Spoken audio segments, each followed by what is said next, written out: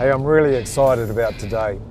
I'm driving up to Napier for a visit at the Senator factory, and I'm curious to find out just what makes Senator different to all the other aluminium boat builders. So why don't you come along on the journey with me and see what I find out.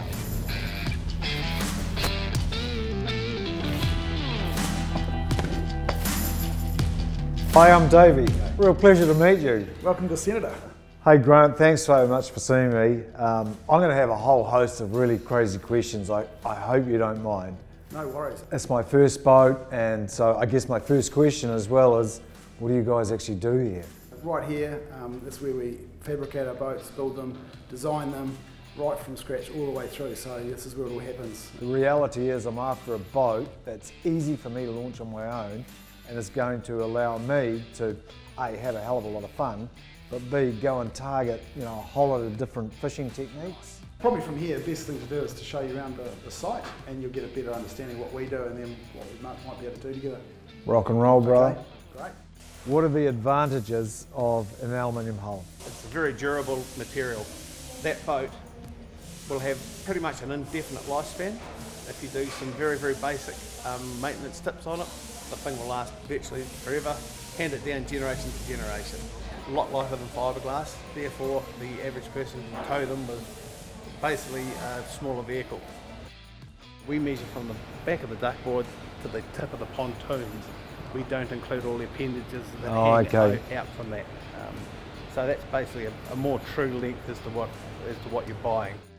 So you're basically not feeding people bullshit, eh? Basically, we try not to waste any space on a boat, regardless of the size, whether it's a 4 metre or whether it's a 10 metre. You can pack one hell of a lot into a tiny space. And it looks as though just about every piece of space you can use for storage as well. Are the boats built to any sort of set standard? Maritime New Zealand established a very high criteria for working boats, and we've adopted that standard all the way through our range as our standard. All our boats are tracked basically from the start there. The builder signs off each part along with a secondary checker. When the boat's finished, that record becomes part of our records, and we can call that up at any stage in the boat's life and sort of say, well, here's a record of how it was built, who did it. The one guy that builds your boat, you can come and meet him when he's building your boat. I might want to come and buy him a beer. So how long have you been here for? I've been working at Senator 10 years now. Every workstation around here has got a bay name. Yeah. And how does that work? You get to... We chose that.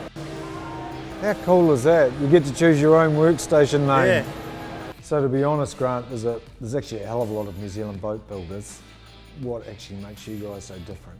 We make boats with big fishing room, and we also enable them to be customised. A lot of boats you can't customise and get them exactly how you want them. We do enable that. We welcome in customers to our factory. So if I actually wanted something that was, particular for my needs, yes, you guys would actually put that on a boat? Yep.